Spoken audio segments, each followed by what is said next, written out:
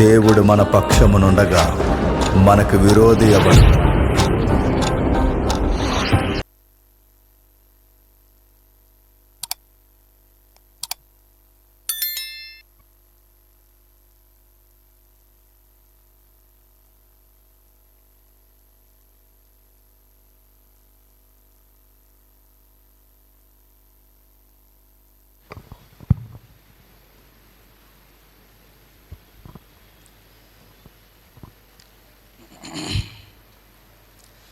చాలా దూర ప్రాంతాల నుంచి చాలామంది యవ్వన బిడ్డలు వచ్చారు.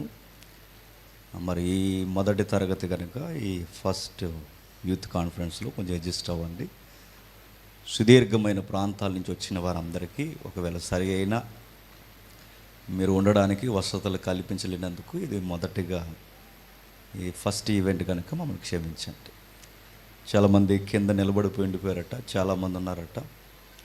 వాళ్ళందరినీ మరి కింద ఎవరైతే మన లోకల్ ఎల్డర్స్ ఉన్నారో వాళ్ళందరూ వారిని ఆర్గనైజర్ చేయండి.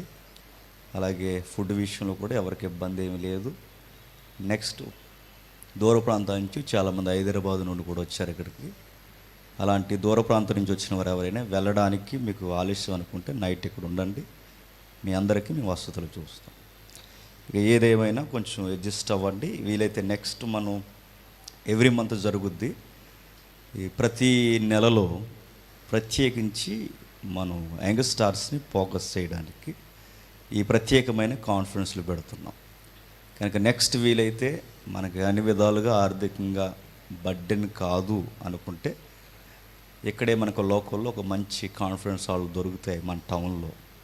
అది మాట్లాడుకుందాం. కొంచెం సెంట్రల్ చేసి ఉంటే బాగుంటుంది అనుకుంటున్నాను. ఎందుకంటే హాట్గా ఉంది. కొంచెం అలాంటిది ఏమైనా ప్లాన్ చేసి ఎవ్రీ మంత్ ఏదో ఒక హాల్లో మనం ప్లాన్ చేద్దాం. దాని గురించి మీరు కూడా బాధ్యత తీసుకోండి. చిన్న ప్రార్థన చేద్దాం. ప్రార్థన. ప్రేమగల తండ్రి, కృపగల దేవ, ఇప్పటి వరకు తమ్ముడి ద్వారా విలువైన మాటలు మాట్లాడారు. ఎక్కడెక్కడి నుండో సుదీర్ఘమైన ప్రాంతం నుండి తండ్రి ఇక్కడికి మీ బిడ్డలను మీరు ఆకర్షించారు. ఇది మా గొప్పతనం కాదు కానీ తండ్రి మీ వాక్కుకున్న గొప్పతనం తండ్రి. ఆ వాక్కు కొరకు ఏగురుపడి ఇంత దూరం వచ్చిన వారిని తండ్రి వారు ఆహారం లేని తండ్రి గొర్రెల వలె తిరిగి వెళ్ళిపోక సమృద్ధైన ఆహారం వారికి వడ్డించడానికి మమ్మల్ని నడిపించండి, వాడుకోండి.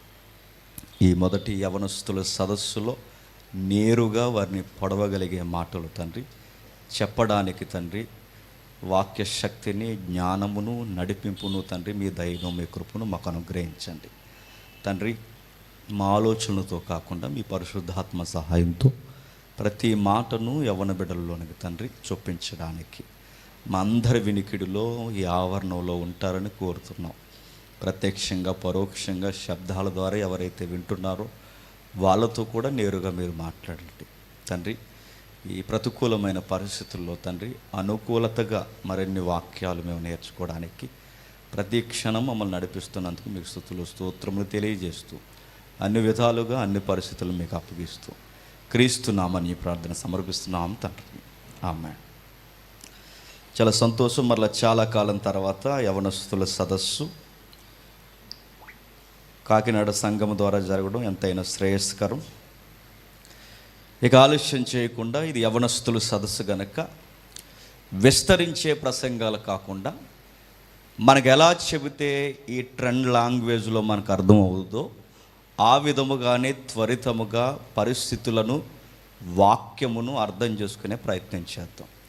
మీరు గమనించారు లేదో వెనకాల బ్యాక్గ్రౌండ్ ఫ్లెక్స్లో ఒక రెఫరెన్స్ వేసాం. ఆ రెఫరెన్సే ఈరోజు మనకి మెయిన్ థీమ్ లైన్ కాబోతుంది. ఒకసారి చూద్దాం. ప్రసంగి గ్రంథం. ఎవరైనా మీ స్నేహితులు కానీ మీ శ్రేయోభిలాషులు కానీ యవనస్తులైన వారు ఉంటే దయచేసి వారికి తదనంతరం ఈ మెసేజ్ షేర్ చేయండి. ఎందుకంటే చాలా ఇంపార్టెంట్ విషయాలు మనం డిస్కషన్ చేయబోతున్నాం. చూద్దాం ఒకసారి. ప్రసంగి గ్రంథం 11వ అధ్యాయం 10వ వచనం. లేత వయస్సును నడిప్రాయమును గతించిపోవునవి గనుక నీ హృదయములో నుండి వ్యాకులము తొలగించుకొను, నీ దేహమును చెరుపు దానిని తొలగించుకొను. బాగా వినండి. ఇప్పుడు ఏ రెఫరెన్స్ అయితే మనం చదివామో, చదువుతున్న రెఫరెన్స్ యొక్క పుస్తకం పేరు ప్రసంగి. ప్రసంగి పుస్తకం రాసినది ప్రసంగి కాదు. ప్రసంగి పుస్తకం రాసింది సరాసరి ఒక రాజు. ఎవరా రాజు? రాజు అయిన సొలొమోను. రాజు రాజరికం చేయకుండా ప్రసంగి ఎందుకు అయ్యాడు? నా మాట మీకు అర్థమవుతుందో లేదు? రాజు అంటే తన రాజరిక పాలన ఎవరు తింటున్నారో, ఎవరు తినడం లేదో, ఎవరికి నీడుందో, ఎవరికి నీడ లేదో, పరిస్థితులు ఏంటో, ఎక్సెట్రా ఎక్సెట్రా, నెక్స్ట్ అవతల రాజ్యాలు ఏమన్నా కొమ్ముగాస్తూ ఈ రాజ్యాన్ని ఆక్యుపై చేయాలని చూస్తున్నాయి. ఇలాంటి లావాదేవీలు, పెత్తందారి వ్యవస్థ అంతా చక్కబెట్టాల్సినది రాజు. ఇదేది ఆయన చెప్పకుండా ఒక ప్రసంగం చెప్పాడు. ఎవరు? రాజుగారు. రాజుగారు ప్రసంగం చెప్పడం ఏంటి? ఇప్పుడు యూత్ కాన్ఫిడెన్స్కి ముఖ్యమంత్రి గారు వచ్చి ప్రసంగం చెబుతారా? చెబుతారంటే చెప్పరు. చెబితే ప్రసంగం చెప్పాలి అంటే భగవనండి, ఆయన ఉన్నతమైన స్థాయిని దిగొచ్చి ఇక్కడ ప్రసంగం చెప్పాలంటే లైఫ్ లెసన్స్ ఏవో నేర్చుకుని ఉంటేనే చెప్తారు. మీకు అర్థమైందో లేదో? అంటే ఆ స్థాయి నుంచి నేను కింగ్ను కాదు, నేను స్పీకర్ని అని చెబుతున్నాడంటే ఈ బుక్ టైటిల్ ఏమైందంటారు? ఈయనకి చాలా అయినాయి. ఆయన మామూలుడు కాదు. ఆయన ఎవరు? రాజు అయిన సొలొమోను. ఆయన ఒక ఇంటి ఇస్తున్నాడు చూడండి. లేత వయస్సును, నడిప్రాయమును చూస్తుండగానే గతించిపోతాయా? నేను చాలామందిని అడుగుతాను. నాకు తెలిసి చాలామంది ఇక్కడ ఉన్న వాళ్ళందరూ డిగ్రీ లెవెల్లో ఉన్నారని అనుకుంటున్నాను నేను. లేదా డిగ్రీ దాటి మీరు డిగ్రీ అయిన తర్వాత ఈ ఏదైతే మీరు ఉద్యోగ మేళలో ఈ పరంపరలో ఉద్యోగాలు సాధించడానికి వచ్చిన ఈ కాన్ఫిడెంట్ ఫీల్డ్లో ఉన్నారనుకుంటున్నాను, కాంపిటీషన్ ఫీల్డ్లో ఉన్నారనుకుంటున్నాను. ఇప్పుడు మిమ్మల్ని అందరినీ అడుగుతున్నాను, చూస్తుండగానే స్కూల్ లైఫ్ అయిపోయిందా లేదా? మొన్న కొంతమందికి గెట్ టుగెదర్ జరిగింది. గెట్ టుగెదర్ జరిగినప్పుడు ఆ గెట్ టుగెదర్కి పిలిచింది ప్రత్యేకించి ఎవరినంటే 10th క్లాస్ బ్యాచ్ని పిలిచారు. గెట్ టుగెదర్ అనగానే మేజర్గా 10th క్లాస్ బ్యాచ్ కూడుకుంటారు. ఈ గెట్ టుగెదర్కి వెళ్ళిన వాళ్ళందరూ ఆల్రెడీ వాళ్ళ పిల్లలు హై స్కూల్లో చదువుతున్నారు. మీకు అర్థమవుతుందో లేదు? అంటే వీళ్ళ పిల్లల స్కూల్లో చదువుతుంటే వీళ్ళ స్కూల్లో చదువుకున్న 10th క్లాస్ గెట్ టుగెదర్కి వెళ్ళారంట. విచిత్రమైన మాట ఏంటి చెప్పిన, ఆ పార్టీకి వెళ్ళడానికి మన మనసు చాలా వేగురు పడుతుంది. ఎప్పుడన్నా అబ్జర్వ్ చేశారు లేదు? ఎందుకో చెప్పిన, 10th మొన్నే అయినట్టు ఉంటుంది. మీకు లేదా చెప్పండి? నాకు అలాగే ఉంది. నా 10th అయ్యి ఇప్పుడు 15-16 సంవత్సరాలు అవుతుంది. 15-16 సంవత్సరాల 10th క్లాసు మొన్నే అయినట్టుంది. చూస్తుండగానే ఆ లేత వయసు ఏమైపోయింది చెప్పండి? గతించిపోయింది. అరే 10th మొన్నేరంటే మొన్నే కదా, అది 16 సంవత్సరాలు అయింది. లేత వయసు చూస్తుండగానంటే మీరు ఎప్పుడైనా గమనించండి, తాతలు ముత్తాతలు అయిన వారు కూడా 10th class get together party పెట్టుకుంటున్నారంటే వాళ్ళ ఫీలింగ్ ఏంటి చెప్పండి? మొన్న అయినట్టుంది. ఏంటి 10th? లేత వయసు చూస్తుండగానంటే ఈ వయసు అలా చూస్తుండగానే గతించిపోద్ది. సత్తు ఉంది, బలం ఉంది, నడిప్రాయం ఉందనగానే ఆ సత్తువు బలము కూడా అలా తగ్గిపోద్దట. చూస్తుండగానే చాలామందిని మీరు గమనించండి, మన ఎంట్రుకలు తెల్లబట్టలేదు. చూస్తుండగానే మన ఆకారాలు మారట్లేదు. చూస్తుండగానే మనం వేసుకునే బట్ట సైజు మారట్లేదు. చూస్తుండగానే 2 years బ్యాక్ కొన్న ఆ జీన్ ప్యాంట్ ఇప్పుడు టైట్ అయిపోతలేదు, లూజ్ అయిపోతలేదు. ఇవన్నీ ఏం సిమ్టమ్స్ చూపిస్తున్నాయి చెప్పండి? నీ వయసు అయిపోతుందిరా అయ్యా అని చెప్తుంది అన్నమాట. మన వయసు చూపిస్తుంది. మనకి తెలియని విషయం ఏంటంటే, ఒక కావ్య భావంలో ఒక బైబిల్ రైటర్ ఇలా అన్నాడు, మనకి తెలియకుండానే కాలం అనే ఇరుసులో ఇరుక్కుని ఉన్నామంట. ఏంటి? మనకు తెలియకుండానే కాలం అనే ఇరుసులో ఇరుక్కుని ఉన్నాం.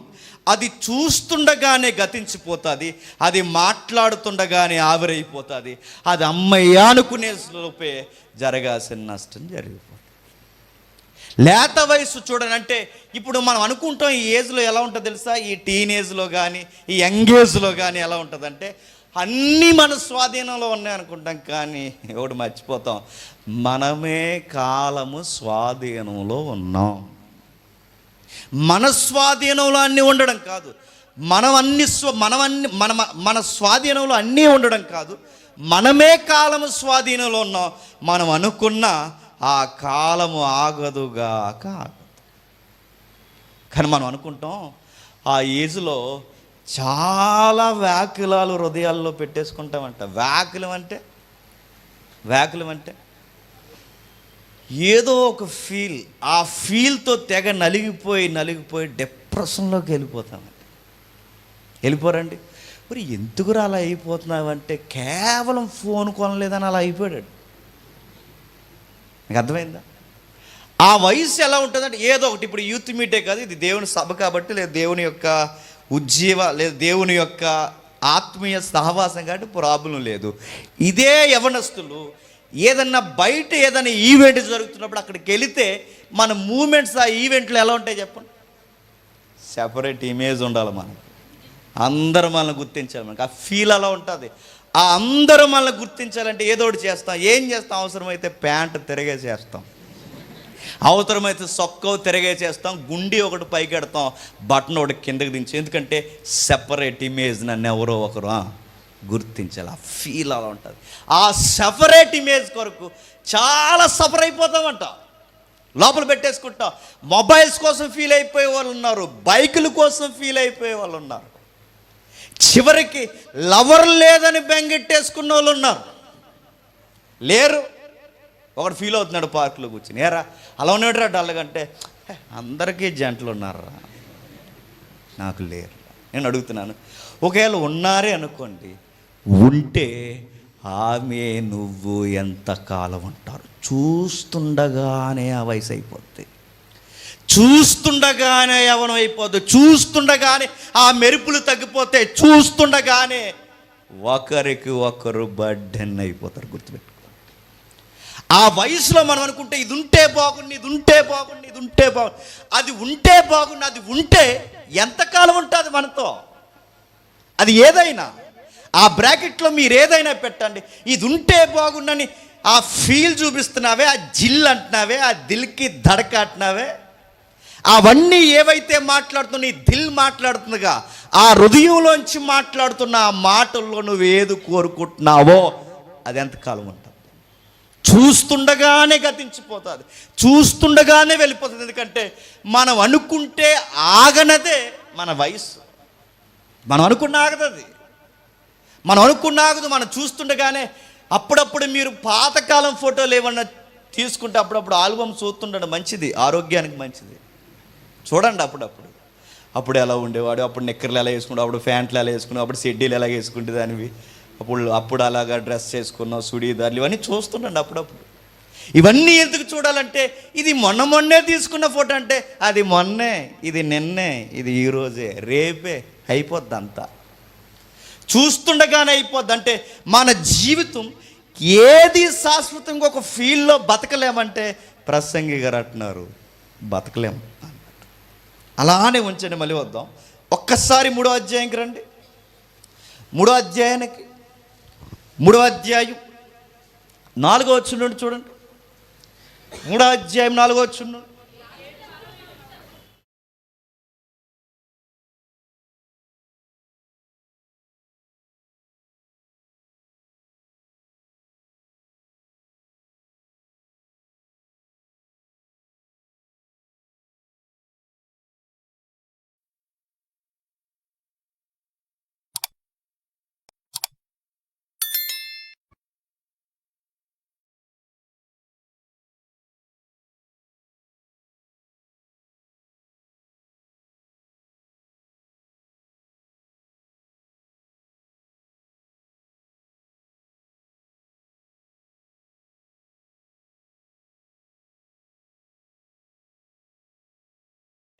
ఒకటి ఉండలేదు, ఒకటి ఉంటే మరొకటి ఉండలేదు. అంటే ప్రేమిస్తే దేశించడం ఉండలేదు, దేశిస్తే ప్రేమించ అంటే ఒకటి ఉంటే ఒకటి ఉండలేదంటే ఇవి ఎప్పుడు ఒక్కటే ఉండవంటే ఉండవు.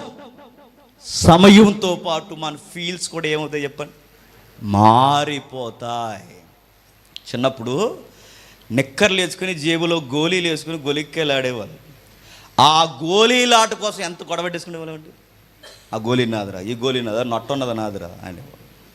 అది నాదిరా, ఇది నాదిరా, జానారా, అదిరా, ఇదిరా అని ఎన్నో గొడవలు ఆడాం. ఆ గోళీలు ఇన్ని ఉంటే బాగుండని ఫీల్ అయ్యేవాళ్ళు. ఇన్ని గోళీలు లోపలేసుకుని ఆ గోళీల మీద నిద్రపోతున్నట్టు కల వచ్చేది మనకి. నేను అడుగుతున్నాను, ఇప్పుడు ఆ ఫీల్ ఉందిగా, ఆ ఫీల్ని ఇప్పుడు తెచ్చి నీకు బస్తా గోళీలు ఇస్తే ఏం చేస్తావు? ఏం చేస్తావు? ముఖాన్ని వేసి కొడతావు. ఆ ఫీల్ అయిపోయింది. ఇప్పుడు గోళీల టైం కాదు ఇది, గోలేసే టైం ఇది.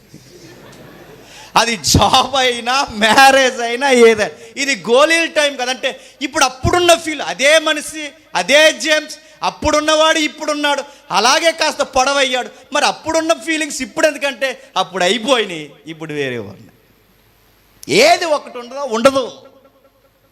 అప్పట్లో మన స్కూల్కి వెళ్తున్న టైంలో మన తండ్రి ఎవరైనా లేదా మన ఇంటి సభ్యులు మనకి సైకిల్ కొంటే బాగుంది అనుకున్నాం. అది అట్లాస్ సైకిల్ అంటావో ఇంకే సైకిల్ ఉండేవి కంపెనీలు, బిఎస్ఎఫ్ ఏ సైకిల్ ఉండే. ఈ సైకిల్స్ కొంటే బాగుండు అనుకున్నా. హ్యాండిల్ ఎలా ఉన్నది బాగుండు. అప్పట్లో సైకిల్ ఉండి నేను చదువుకున్న టైంలో అది ఈడియట్ సైకిల్. అది సైకిలే ఈడియట్ సైకిల్. అది ఎలా ఉంటుంది, ఈడియట్లా ముందు గడిపోతే ఒక్కడమేలాగా ఇలా ముందు గడిపోయి నడువంత వంగిపోవాలన్నమాట. ఎందుకలంటే సెగడ్లు వేసిన వాళ్ళు తొక్కుకోరేమో. ఆ సైకిల్ కొనుక్కుంటే ఒక రాయల్ లుక్. అప్పుడు ఆ సైకిల్ ఉంటే అది హీరోయిజం. అప్పుడు ఆ టైంలో ఆ సినిమా వచ్చిన టైంలో, ఆ పనికి మాలిన సినిమా వచ్చిన టైంలో ఆ సైకిల్ ఫేమస్. ఆ సైకిల్ వేసుకుని స్కూల్కి వెళితే ఆడు హీరో, ఈడియట్ అనేవారు. ఆ సైకిల్ ఇప్పుడు అడుగుతున్నాను, ఇప్పుడు అదే సైకిల్ నీకు తెచ్చి జాబ్కి వేసిపో అంటే ఏం చేస్తావు? ఏం చేస్తావు? సైకిల్ తీసి మెల్ల వేసేస్తావు. ఎందుకు? ఇప్పుడు సైకిల్ దొక్కే వయసు కాదు. చూస్తుండగానే మన ఫీలింగ్స్ ఏమవుతున్నాయి, మారిపోతున్నాయి. గోళీలు ఆడే వయసు దాటేసింది, సైకిల్ దొక్కే వయసు దాటేసింది. అంటే కాలంతో పాటు మనం ఎదుగుతున్నాం, మనం ఎదుగుతుంతో పాటు మన ఫీలింగ్స్ కూడా మారిపోతున్నాయి. అందుకే అంటున్నాడు, కౌగులించుకునే ఒక కాలం ఉంటుంది, దేశించే ఒక కాలం ఉంటుంది, మాట్లాడే ఒక కాలం ఉంటుంది, మౌనంగా ఉండే ఒక కాలం ఉంటుంది, చంపే కాలం ఉంటుంది, ప్రేమించే కాలం ఉంటుంది, ప్రేమను ద్వేషించే కాలం ఉంటుంది. మరి అప్పుడు ప్రేమించే కదంటే అది అప్పుడు, ఇది ఇప్పుడు అంటాడు. దాన్ని ఎలాగ చెప్పనా, అప్పుడప్పుడు ఫీల్ మై లవ్ అనే స్లోగన్స్ ఉన్నాయి, చెప్తాను. ఇమెయిల్ చూద్దరుగాను ఒకసారి. వాళ్ళు ఏమంటారంటే తెలిసిపోయింది నాకు, మొన్నే నాకు అర్థమైంది. నేను అలా నడిచి వస్తున్నప్పుడు ఆ ట్రాన్స్ఫారం పేలినప్పుడు అనుకున్నాను, మెద్దిలికి దడక నువ్వే అని. మొన్న ఎందుకో నేను అలా ఆటోలో నుంచి దిగుతున్నప్పుడు గాలి అలా వేయకుండా ఎలా వేసినప్పుడే అనుకున్నాను, ఆ గాలి నీదే అని. తెలుసు నాకు. ఆ గాలి వేయకపోయినా పర్లేదు కానీ నీ గాలి వేయకపోతే నాకు ఊపిరి అందనప్పుడే అనుకున్నాను. నాకు అర్థమైపోయింది, నా లైఫ్ పర్పస్ ఏంటి నాకు అర్థమైపోయింది. నేను నీ కోసమే పుట్టాను. ఇలా ఉంటాయి డైలాగులు. నేను నీ కోసమే పుట్టాను, నీ కోసమే వచ్చాను. ఎప్పుడో మనల్ని కలపడానికి ఆ పైన ఉన్నోడు జత వేసాడని నాకు అర్థమైంది అంటాడు. ఆ పాట తగినేసివ్వండి అని నేను పిచ్చోడులాగా. ఆ పైన ఉన్నోడు జత వేసాడని, ఆ పైన ఉన్నవాడు కలిపాడు, అదే నాకు అర్థమవుతుంది నేను నీ కోసమే పుట్టానని. కానీ విషయం ఏంటి చెప్పిన, అది ప్రేమించే సమయం అనుకుంటాం, కానీ వన్స్ ఆఫ్ అనే టైం అలా మాట్లాడతాం. ఆఫ్టర్ మ్యారేజ్ తర్వాత ఇలా ఇంట్లో ఉంటే నువ్వైనా ఉండాలి చెప్ప, నేను ఏమను మళ్ళీ మూతి పగిలిపోద్దామనుకుంటాం. మరి అప్పుడే కదరా గాలి వేసింది, ట్రాన్స్ఫారం పేలింది, నీకోసమే నేను పుట్టాడు. అది అప్పుడు, ఇది ఇప్పుడు. అది ప్రేమించేటప్పుడు, ఇప్పుడు ద్వేషించేదంట. చూసారా, ఫీల్ మారిపోతుందంటే ఈ ప్రసంగి మనకి ఏం చెప్పాలనుకుంటున్నాడంటే, యవ్వనులారా మీ ఫీలింగ్సే ఇప్పుడు వస్తున్న ఆ ఫీలింగ్స్ ఏవైతున్నావో అదే లైఫ్ అనుకోకండి. ఆ లైఫ్ మీనింగ్ అక్కడే ఉందని దాని హార్ట్లో గుచ్చి దాని లోపలికి దోసి ఫీల్ అయిపోయి మీ విలువైన సమయాన్ని వ్యర్థము చేయకండి. ఏ ఫీలింగ్ శాశ్వతమైనది కాదు. మీరు కోరుకుంటున్నవి ఏవి శాశ్వతమైనవి కాదు. అవేవో ఉండిపోయాని వాటి కొరకు మనోవేదనలోకి వెళ్ళిపోకండి.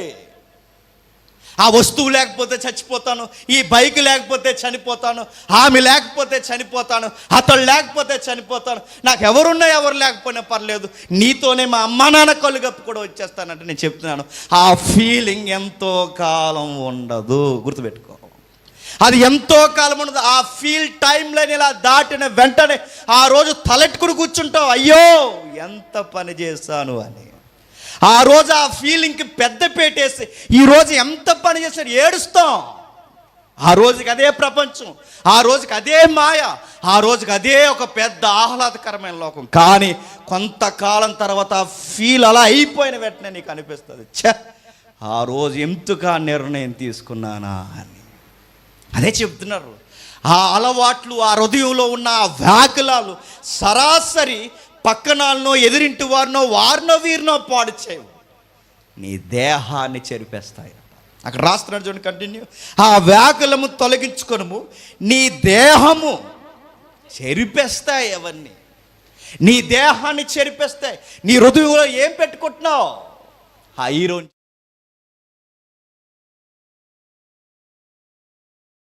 ఫాలోవర్ ఏంటి, అతడికి నువ్వు ఫాలోవర్ ఏంటి?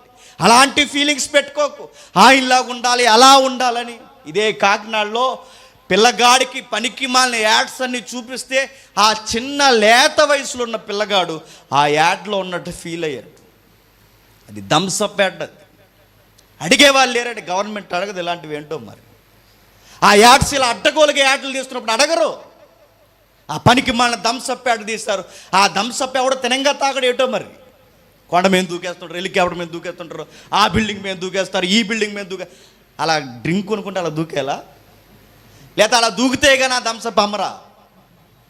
అలా దూకేస్తారు, ఎలా దూకేస్తారు. ఎక్కడ ఆ మధ్యకాలంలో బుర్జు ఖలీఫా మీద దూకుతారు. నిజంగా దూకుతారండి వీళ్ళందరూ? దూకుతే ఉంటారా? ఇవన్నీ చూపిస్తున్నారు. ఓ కుర్రాడు చూస్తాడు, చూసి ఆడు ఎవడో లేని టైంలో, ఆ సెలవుల టైంలో, ఎవరు లేని టైంలో ఆ కుర్రాడు లోపల ఫ్రిడ్జ్లో ఉన్న థమ్సప్ తీసుకుని వెనకాల వాడు టవల కట్టుకుని అలాగే దూకేయాలనుకున్నట్టు ఆ బిల్డింగ్ మీద దూకుతాడు. ఇదే కాకినాడలో వార్తలు వచ్చినాయి, చూసారు లేదు? మనం ఏమనుకుంటాం చెప్పనా? వాళ్ళని ఫాలో అవుతూ అలా ఉండాలనుకుంటాం. కొన్ని వీటిని ఈ ఫీలింగ్సే లైఫ్ అనుకుంటాం, అదే హీరోయిజం అనుకుంటాం. బైబిల్ చెప్తుంది, అయ్యో యవ్వనుడా జర జాగ్రత్త, నిన్ను పాడు చేస్తాయి, నిన్ను పాడు చేస్తే. అందుకే లింక్ ఇస్తున్నాడు చూడండి 9వ వచనంలో, యవ్వనుడా.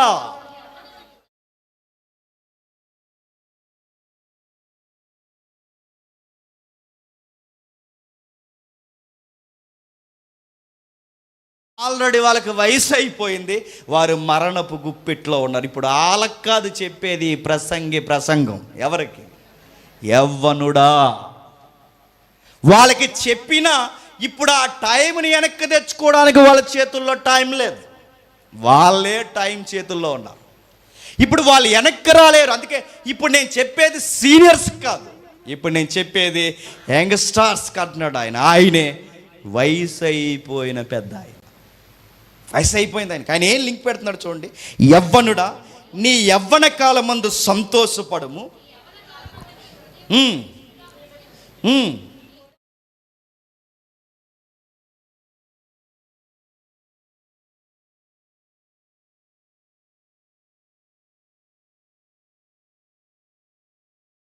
చూపిస్తాడు తమ్ముడు, చూడండి ఒకసారి. ఇక్కడ సుమారు 3000 సంవత్సరాలు, లేదా ఇక్కడి నుంచి 3000 సంవత్సరాలు పైబడిన ఈ వచనాల పరంపర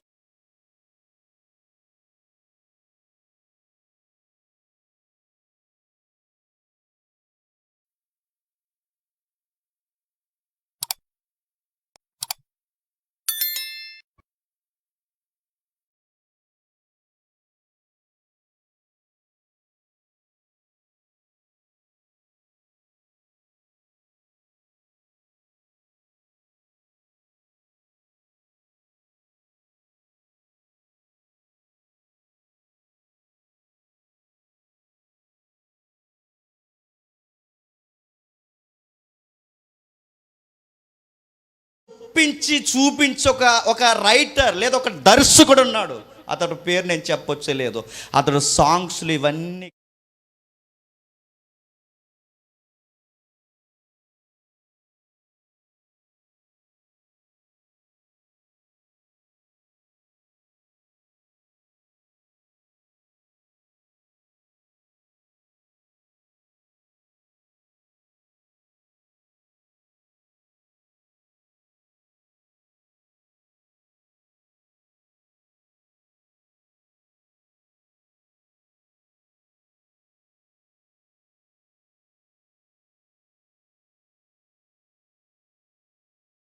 మాట్లాడుతుంది. He feels good, do it, నీకు నచ్చింది చేసే అంతే. గోవా మన రాష్ట్రాల్లో లేదా మన భారతదేశంలో గోవాలో పెట్టింది పేరు దీని.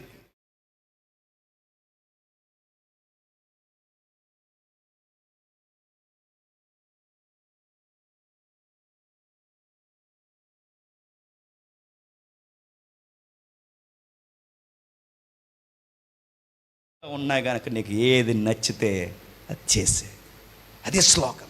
అందులో ఏమని చెప్తారంటే, నీ మనసుకి ఏది నచ్చితే చేసే, అడ్డు అదుపు అడిగే వాడు ఎవడు లేడు. రోడ్డు అయినా ఇల్లు అయినా ఎక్కడైనా నీ స్వతహాగా చెయ్యాలనిపించాలనుకున్నది చేసే ఆనందం.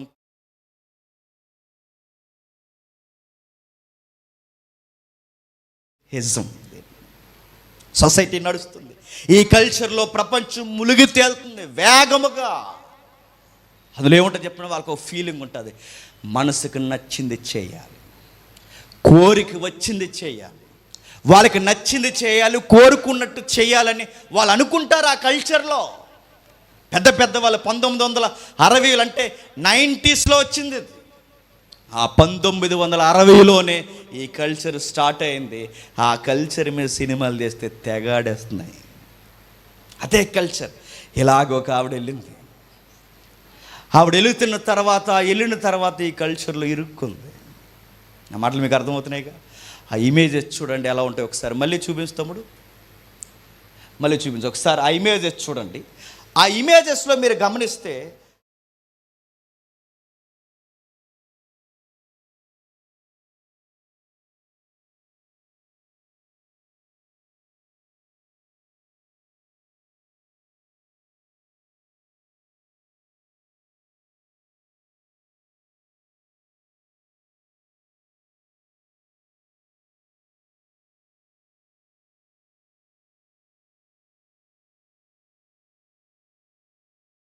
ఇంకా ఎక్స్ట్రీమ్ పోవాలంటే కొన్ని మాట్లాడకూడదు, ఘోరమైన మత్తు, దాన్ని హిప్ కల్చర్ అంట. నెక్స్ట్ ఏం చేస్తారంటే నచ్చిన దగ్గరల్లా టాటూస్ వేపిస్తారు. టాటూ కల్చర్ అక్కడి నుంచి వచ్చింది. నచ్చిన దగ్గరల్లా మెడల మీద, రిస్టుల మీద, ఎక్కడ బాలితే అక్కడ, గుండెల మీద, ఇక సిగ్గుపడవలసిన అవయవాల దగ్గర కూడా రింగులు పెడతారు, పూసలు పెడతారు, నాలుకలు పెడతారు, పెదాలకు పెడతారు. ఇవన్నీ ఎందుకంటే నీకు ఎలా ఉండాలనిపిస్తే అలా ఉంటుంది. ఇందులో ఎంత చెడిపోతే అంత ఫేమస్, ఇందులో ఎంతగా మునిగి తేలితే అంత ఫేమస్, అంత బాగుంటుందంట ఆ కల్చర్. ఇలాగే ఒక అమ్మాయి వెళ్ళింది. ఆ అమ్మాయి వెళ్ళిన తర్వాత ఆ అమ్మాయి పూర్తిగా మునిగిపోయింది. యవనస్తురాలు. ఆ యవనస్తురాలు గూర్చి తన తల్లి మాట్లాడుతుంది. ఏమని మాట్లాడుతుందంటే, అయ్యా నా కూతురి వావి వరసలు లేనోళ్ళతో తిరుగుతుందయ్యా. సరాసరి ఆ తల్లి ఎవరికి చెప్తుందంటే, ఎందుకంటే వావి వరసలు లేకుండా తిరగడమే హిప్ కల్చర్. తమ్ముడని కానీ, అన్నయ్య అని కానీ, పెద్దని కానీ, చిన్నని కానీ ఇంకేం ఉండవన్నమాట ఆ ఫీలింగ్స్లో. ఆ డైరెక్టర్కి అది ఇష్టమట. యూట్యూబ్లో ఇడియెట్టడు మాట్లాడకుండా, నాకు ఇష్టం అందుకే అలా తీస్తాను నా సినిమాలను పెట్టాడు ఆయన. వీలైతే ఇంటికి వెళ్ళక చూడండి. ఆ తల్లి మాట్లాడుతూ నా కూతురు పూర్తిగా చెడిపోయిందయ్యా. నాకు తెలిసింది. సరాసరి ఆమె ఎవరితో తిరుగుతుందో తెలుసా? నా బంధువర్గంలో ఎవరైతే ఉన్నారో నాకు తెలిసిన అందరితో తిరిగేసిందని నాకు తెలిసిందే. పాల్ హెంగ్ చో అనే గొప్ప దైవజనుడికి వాళ్ళ తల్లి చెప్తుంది. పాల్ హెంగ్ చో తెలుసు కదండి. ఆ దైవజనుడికి చెప్తుంది, తిరిగేసింది అయ్యా. ఎందుకు తిరుగుతుందంటే అదేదో హిప్ కల్చర్ అట, ఆ కల్చర్లోకి వెళ్ళిపోయింది. వేగంగా పిల్లలందరూ వెళ్ళిపోతున్నారమ్మా. చెప్పు చూసాం, మాట్లాడి చూసాం, తప్పని చెప్పాం, అలా చేస్తున్నావంటే గారాభంగా పెంచుకున్నాం, ఇదేంటి అంటే ఫ్రీడమ్ లైఫ్ మమ్మీ అడ్రాకండి అన్నదట. ఇది నా లైఫ్, నా లైఫ్, ఇది నా లైఫ్ కనుక నా లైఫ్లోకి మీరు అడ్రాకండి అన్నదట. మాట్లాడుతుంది, ఎంత చెప్పినా వినలేదు. చివరికి మత్తు బాగా ఎక్కించుకుంది. ఇష్టం వచ్చినట్టు తిరిగింది, ఇష్టం వచ్చినట్టు మాట్లాడింది, ఇష్టం వచ్చినట్టు పరిగెట్టింది. ఒకరోజు విసిగిపోయారు. వాళ్ళ నాన్న అన్నాడు, దీన్ని ఎందుకు కన్నావా అన్నాడు. వాళ్ళ అన్నదమ్ములు అన్నారు, ఇది చెల్లి అక్కని చెప్పుకోవడానికి సిగ్గు కూడా పనికి మాలిందని తిట్టుకున్నారు. తండ్రి ఏడుస్తున్నారు, అన్నదమ్ములు ఏడుస్తున్నారు, తోబుట్టులు ఏడుస్తున్నారు. ఇక ఓవర్గా వెళ్ళిపోయింది. చాలామంది దారండి పోయే వాళ్ళు కూడా చెప్పుకుంటున్నారట, రే మనం తిరిగిందిగా అది ఎవరి కూతురే కదా, ఇదిగో ఈయన కూతురేనట అని వాళ్ళ నాన్నగారు జాబ్కి వెళ్తుంటే చూపించారట. తట్టుకలైపోయారు. ఇంటికి వచ్చి వాళ్ళ నాన్న అటు ఇటు కాలు తిరుగుతూ వచ్చి నా కూతురు కోసం ఇలా మాట్లాడుతున్నారు, ఇంక నేను బతకడం వేస్ట్ అని పలుమార్లు చనిపోదాం అనుకుంటే వాళ్ళ అమ్మే ఆపి కంగారు పడకండి అని ఆపింది. మళ్ళీ తిరిగింది. పాల్ యంగ్ షో గారి దగ్గరికి వెళ్ళి ఇవి చెబుతుంది, అయ్యా మా కూతురు ఇక అర్థమైపోయింది అయ్యా, చాలాసార్లు ప్రార్థన చేశానండి అది చచ్చిపోవాలని, కానీ అది చచ్చిపోవట్లేదు, మమ్మల్ని చంపేస్తుంది. ఏమనంటే ఫ్రీడమ్ అంటుంది, ఏమనంటే బాగా చదువుకోనని అంటుంది, ఏమనంటే ఇష్టం వచ్చినట్టు మాట్లాడుతుంది. అది చచ్చిపోతే బాగుంది అనుకుంటున్నామండి, కన్న గర్భమే చచ్చిపోతే బాగుంది అనుకుంటున్నాండి. చచ్చిపోవాలండి అవును. పెద్ద దైవజనుడు కనుక వయసు దాటి అనుభవం ఉన్నవాడు కనుక అన్నాడు, అమ్మా నీ కూతురు మారాలనుకుంటున్నావా చావాలనుకుంటున్నావా అని అడిగాడు. ఏడుస్తూ అంది, మారితే ఎందుకు చావాలనుకుంటానండి అంతే. అయితే చావాలని ప్రార్థన చేయకు, మారాలని ప్రార్థన చేయి. ఆ పాపం మారాలని చేయి, అర్థమయ్యేలా ఒక విషయం చెప్తాను ఇలా రా అన్నాడు. లోపల తీసుకెళ్ళాడు. ఆ వేలాడుతున్న దైవం ఎవరైతే ఉన్నారో, ఆ కారుతున్న రక్తం ఎవరి కొరకైతే కారుతుందో, ఆ కారిన రక్తం, ఆ వేలాడిన దేహం నీ కూతురు కొరకే వేలాడిందని నీకు తెలుసా అని చెప్పాడు. ఆ రక్తము కార్చినది నీ కూతురికి పట్టిన మరకలన్నీ తుడిచేయడానికే ఆయన అక్కడ రక్తం కార్చాడని తెలుసా? ఇది గుర్తుపెట్టుకో.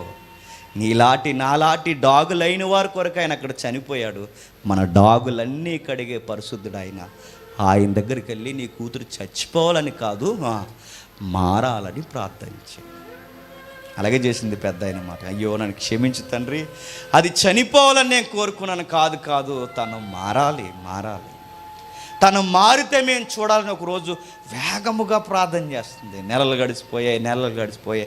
కొన్ని నెలల తర్వాత మరలా ఆ తల్లి ఆ పాల్ గారి దగ్గరికి వచ్చింది. ఈసారి ఎవరో కొత్త వ్యక్తిని, అందమైన అమ్మాయిని కూడా పట్టుకుని వచ్చింది. దత్తత తీసుకుందేమో అనుకున్నారు. దగ్గరకు వచ్చేసరికి చూశారు, మాట్లాడుతున్నారు. మాటల్లో మాట పాల్ యంగ్ షో ఆయన అడిగాడు. ఇలాగని ఏమని అడిగాడంటే, ఏమని కూతురు కోసం ఎప్పుడు ఏదో చెప్పావు, ఏమైంది, మారిందా, ఉందా, ఏమైంది అని అడిగితే ఏడుస్తూ తన దగ్గర ఉన్న క్లాత్తో కళ్ళు తుడుచుకుంటే ఇలా ఉంది, ఆ అమ్మాయి ఎవరో కాదండి, ఇంత అందంగా నా పక్కన నిలబడ్డదే ఈ అందాల బంగారు తల్లే నా కూతురు. అంటే మారిందా అమ్మా అని అడిగాడు. మారిపోయిందయ్యా. ఎలా మారింది? అలాంటి ఆ ఊబిలోంచి ఎలా వచ్చింది? ఆ భయంకరమైన కల్చర్లోంచి ఎలా వచ్చిందంటే, అయ్యా ఒకరోజు ఒక విషయం జరిగింది. మీరు చెప్పినప్పటి నుంచి నేను ప్రార్థన చేస్తున్నాను. ఆ రాత్రి నేను ప్రార్థన చేస్తూ ఉండగా అదే రాత్రి నా కూతురు ఇంకొకరితో ఆ హోటల్ రూమ్లో భయంకరమైన పాపంలో ఉంది. నేను ఇక్కడ ప్రార్థనలో ఉన్నాను, నా కూతురు అక్కడ పాపంలో ఉంది. నేను ఇక్కడ ప్రార్థన చేస్తున్నాను, నా కూతురు మారాలని అక్కడ బాగా మత్తులో తూగుతూ ఆ మత్తులో పరాయి పురుషులతో పాపం చేస్తూ ఉన్నప్పుడు తనకు ఎందుకో ఆ మత్తులో ఉండగా అనిపించిందంట, అయ్యా ఒకప్పుడు నా జీవితం ఏంటి, ఇప్పుడు నా జీవితం ఏంటి, ఒకప్పుడు ఎలా ఉండేదాన్ని, ఇప్పుడు ఎలా ఉన్నాను, తన పాపాలు తనకే కనబడుతున్నట్టు అనిపించేయంటయ్యా. తన పాపాలు తనకు ముందే తన జీవితం ఎలా ఉందో కనబడుతున్నట్టు అనిపించినట్ట. వెంటనే ఉలిక్కి పడిపోయింది. నేనేంటి, ఈడెవడు, ఇక్కడేంటి, మత్తేంటి. ఒక్కసారి లేచింది, ఆ హోటల్ రూమ్ నుంచి బయటికి పరిగెట్టుకు వచ్చింది. ఆ పరిగెట్టు వచ్చిన ఒక్కసారి ఊహించుకుంది, నా లైఫ్, నా స్కూల్ లైఫ్, నా కాలేజీ లైఫ్ ఎంత హెల్తీగా హోలీగా ఉండేదాన్ని, ఈరోజు ఎలా అయిపోయానని ఏడ్చింది. నిర్ణయించుకుంది, ఇలాంటి ఎంత పాపంలో మునిగిపోయే నేను, నా తల్లిది నా తండ్రిది గౌరవం తీసేసిన నేను ఇంకా బతకడానికి వీల్లేదని చచ్చిపోవడానికి పరిగెట్టుకుని వెళుతుంది. ఆ చచ్చిపోయే ముందు ఒక్క చిన్న ఆలోచన వచ్చింది. ఆ ఆలోచన ఏంటో తెలుసా? చచ్చిపోయే ముందు మా అమ్మని చూసి చచ్చిపోదాం అనుకుంది. అలా పరిగెట్టిన ఆ మత్తులో ఇలా పరిగెట్టుకొచ్చింది. వచ్చి ఆ లోపలికి వెళుతూ ఉండగా వాళ్ళ అమ్మ దగ్గరికి వెళ్ళింది. వాళ్ళ అమ్మ ప్రేయర్లోంచి లేచి వచ్చింది బయటికి. వచ్చిన వెంటనే ఎక్కడికి పోయావే, ఎక్కడ తిరుగుతున్నావే, పనికి మాలదానా, అలా ఇలా ఏమీ అడగలేదు. ఎక్కడికి పోయావమ్మా, అన్నం తిన్నావా లేదా రా అని ఒకసారి పట్టుకుని ఏడ్చి ఇల్లు ఎందుకు వెళ్ళిపోయావని లోపల తీసుకెళ్ళింది. ఆ కూతురికి అర్థం కాని చెప్పిన, ఇన్ని తప్పులు చేసి ఇన్ని పాపాలు చేసి మీ కళ్ళు కప్పి లోకానికి అందనంత దూరం పరిగెట్టుకొచ్చిన అమ్మ, నా మీద నీ కోపం రాలేదా అని అడిగితే అప్పుడు ఆ అమ్మాయితో అందే, నా కోపం వచ్చింది కానమ్మా, ఇప్పుడు రావట్లేదమ్మా అంది. ఏమ్మా అని అడిగితే ఒకసారి ఎలా రా, ఆ లోపలికి తీసుకెళ్ళి ఆ వేలాడుతున్న యేసుక్రీస్తుని చూపించి, నీకోసమే ఆయన చనిపోయాడని ఆ సేవకుడు చెప్పినప్పుడు ఆ రోజు అర్థమైందమ్మా, ఆయన నన్ను ప్రేమించిన దేవుడు నిన్ను కూడా ప్రేమిస్తున్నాడని. వెంటనే ఆవిడకి అర్థమైంది. అంటే ఇప్పుడు ఆయన బట్టి నన్ను ప్రేమిస్తున్నావు అమ్మ అంటే, అవునమ్మా, మానవులుగా నువ్వు చచ్చిపోతే బాగుండు అనుకున్నాం. ఆ దైవ కోణంలో చూసినప్పుడు అర్థమైంది, నువ్వు మారితే బాగున్నాను, అందుకే నీ కొరకు ప్రేమతో ఎదురు చూస్తున్నాను. గల్లు నేర్చింది ఆ పిల్ల. దేవా నీకు స్తుతులు కలుగును గాక, ఐ యామ్ సిన్నర్ అని ఒప్పుకుంది.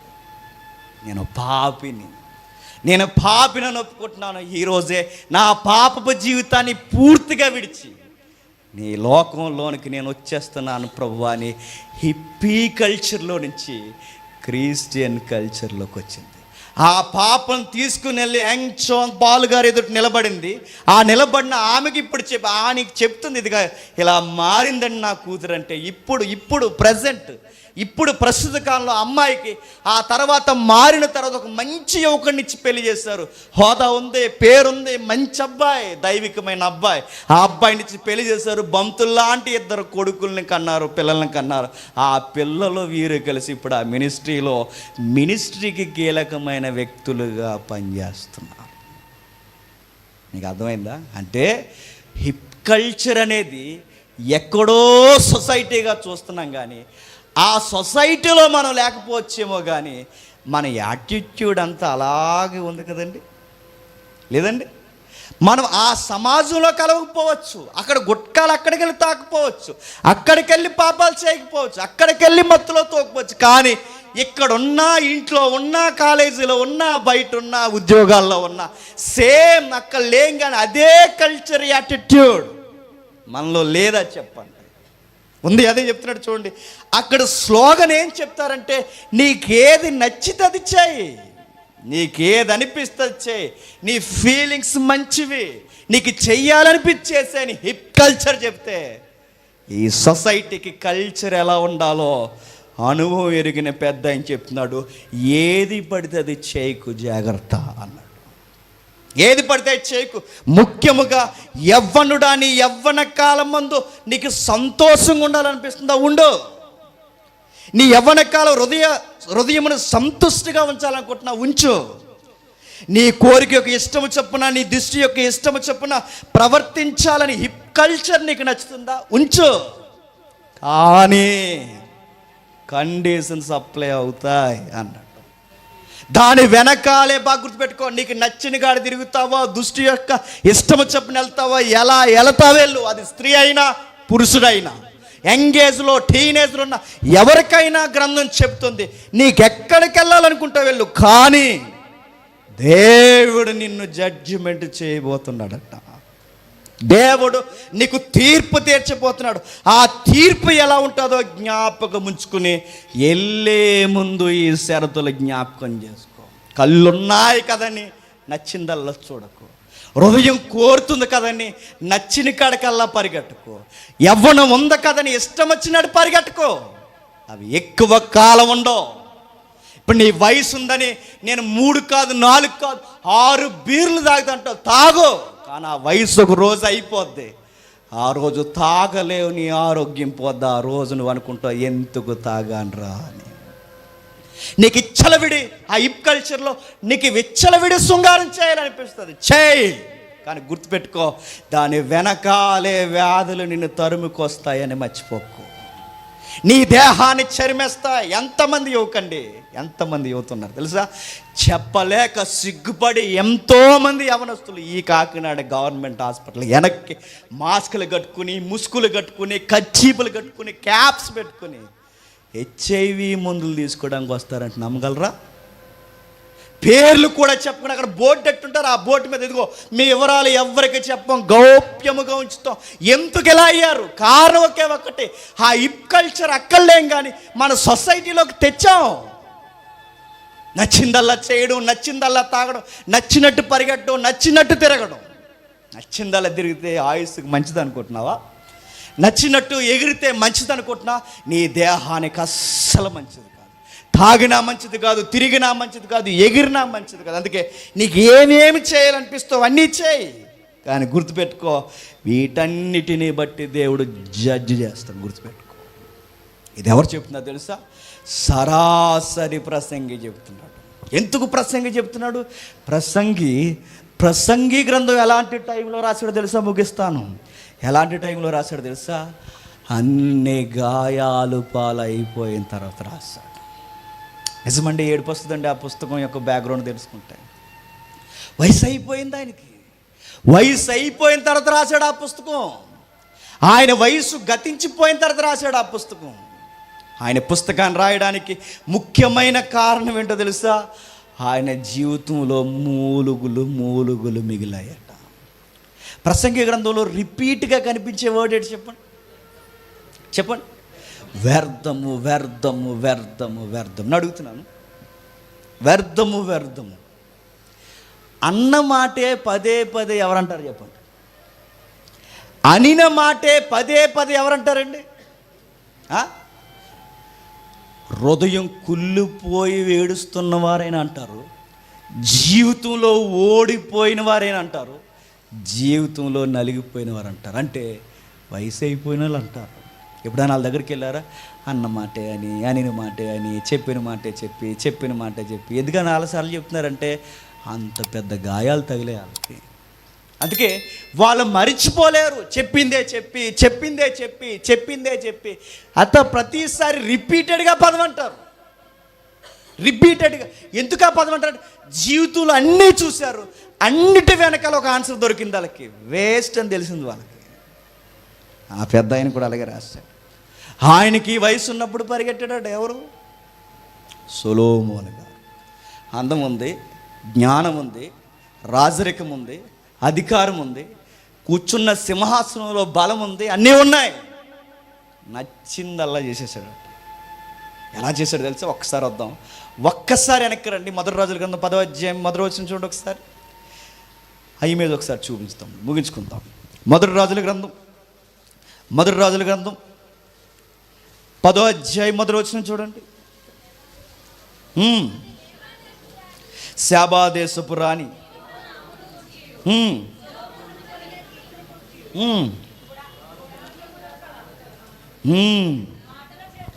రాణీలు ఆయనను చూడడానికి వస్తున్నారట. ఎవరు ఆయన చూడడానికి వచ్చేది? రాణీలు ఆయన చూడడానికి వస్తున్నారు. నేను అడుగుతున్నాను, రాణియే మనం చూడడానికి వస్తే మీకు రాణి రాకపోయినా ఎవరైనా వద్దనే కంగారు అయిపోతున్నాము. రాణియే చూడడానికి వస్తే రాణియే కాదు, రాణీలు, పేరు మోసిన రాణీలు వచ్చారు, మహారాణీలు వచ్చారట. అదిగో చూడండి, ఆ ఇమేజ్ అలాగే చూడండి. ఆ చుట్టూ కనబడుతున్న ఆ స్తంభాలు, ఆ వైభోగం, ఆ 6 మెట్లు, ఆ సింహాసనం, ఆ పక్కన కుర్చీలు, ఆ కనబడుతున్న సింహాలు, ఇవన్నీ ఏంటో తెలుసా? గోల్డ్, బంగారం. సొలొమోను బంగారానికి కేర్ ఆఫ్ అడ్రస్ అయిపోయాడట. ఆయన దగ్గర ఉన్న తొలతూగే బంగారం ఎవరి దగ్గర లేదట. ఈ రాని వస్తువునే ఆయన జ్ఞానానికి ఫిదా అయిపోయి బంగారం తెచ్చిచ్చిందట. నేను కొన్ని పదాలు చదువుతాను, మీరు చూడండి. అక్కడ చదువుతున్న వచనాలు చూస్తే కొన్ని విచిత్రంగా మనకు కనబడతాయి. మాట్లాడుతూ 9వ వచనం,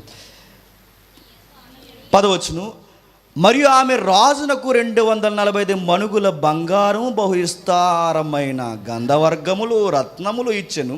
శాబాదేశపు రాణి రాజైన సొలొమోనుకి ఇచ్చిన గంధవర్గములు విస్తారముగా మరి ఎన్నడూను రాలేదు. మరియు ఓపీరు దేశం నుండి బంగారం తెచ్చిన హీరాము వాడలో ఓపీరు నుండి చందనపు మ్రాణులు, రత్నాలు, వైభాగ్యం విస్తారముగా తెచ్చెను. చంద్రపు మాలు మాత్రమే కాదు, ఇంకా కిందికి చెప్తున్నాడు చూడండి.